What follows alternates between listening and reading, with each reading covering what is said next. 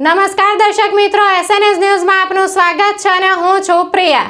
આજના સમાચાર સંક્ષેપમાં। વડોદરા જિલ્લાના વાઘોડિયા તાલુકામાં આવેલ પારુલ યુનિવર્સિટીની હોસ્ટેલના 5મા માળેથી પારુલમાં અભ્યાસ કરતો BBAનો પ્રથમ વર્ષનો વિદ્યાર્થી અનિલ, જે રાજસ્થાનનો હતો, તેને 5મા માળેથી જમ્પ મારી આપઘાત કર્યો।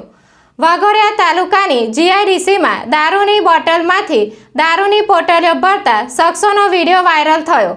આ વિડીયો વાયરલ થતાં વાઘોડિયા પોલીસે બુટલેગરને ઝડપી પાડવા અલગ અલગ ટીમો બનાવી તપાસ હાથ ધરી।